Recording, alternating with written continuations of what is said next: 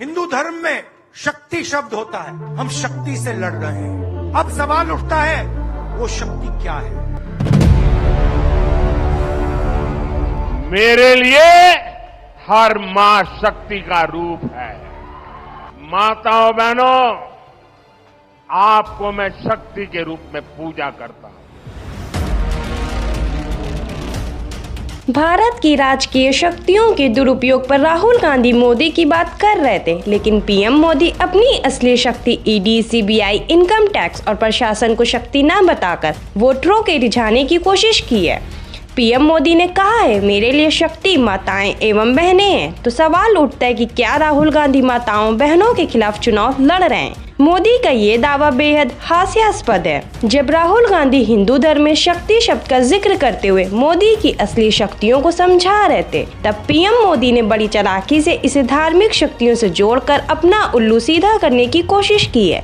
मोदी के 10 वर्ष के कार्यकाल में कई ऐसे उदाहरण हैं जो दिखाते हैं कि मोदी की असली शक्तियां ईडी, सीबीआई, इनकम टैक्स, प्रशासन जगत के बड़े बड़े नाम हैं। और कई बार इन शक्तियों के इस्तेमाल के द्वारा ही पीएम मोदी के परिवार के लोग माताओं एवं बहनों की शक्तियों पर प्रहार करते हुए सामने आए, चाहे वो बृजभूषण शरण सिंह हो या कुलदीप सिंगर या फिर बीजेपी के तमाम वो चेहरे जो महिला से दुर्व्यवहार के बावजूद भी पार्टी से जुड़े रहे हैं। हालांकि मोदी की शक्तियों पर राहुल के हमले को देश की माताओं बहनों पर जोड़ना मोदी के लिए घातक साबित हो सकता है। अगर भारतीय मीडिया राहुल के इस बयान को असल संदर्भ के साथ प्रस्तुत करने लगे, लेकिन मीडिया भी वही कर रहा है जैसा मोदी की विचारधारा पर सूट हो रहा हो। न्यूज़ 18 पर रूबिका लियाकत, अमन चोपड़ा और इंडिया टुडे पर शिव अरुण जैसे पत्रकार मोदी के इस मजाकिया दावे को हेडलाइन बना रहे हैं और बताया जा रहा है कि राहुल गांधी देश की माताओं बहनों के खिलाफ चुनाव लड़ रहे हैं, जो बेहद हास्यास्पद है। अब मोदी के परिवार के इन पत्रकारों को जवाब देते हुए वरिष्ठ पत्रकार उर्मिलेश ने कहा, शक्ति के नाम पर मीडिया के एक सेक्शन में प्रलाप क्यों चल रहा है? मुंबई की रैली में राहुल गांधी ने जिस शक्ति का जिक्र किया वो कोई देवी देवता नहीं, सत्ता की शक्ति है, जिसके पास ईडी सहित अन्य एजेंसियां हैं, ईवीएम आदि की शक्ति है।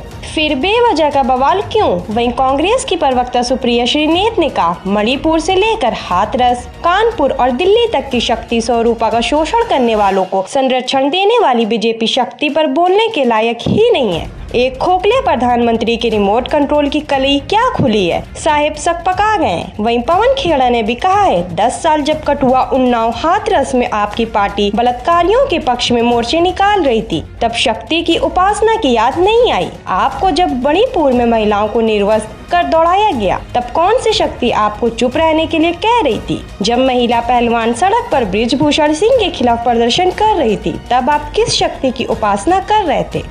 तो इस पूरे मामले पर आपकी क्या राय है? अपनी राय में कमेंट सेक्शन में जरूर दें। हमारे चैनल को सब्सक्राइब करें, बेल आइकन बटन प्रेस करें ताकि देश विदेश से जुड़ी तमाम वायरल खबरों को हम आप तक पहुंचाते रहें।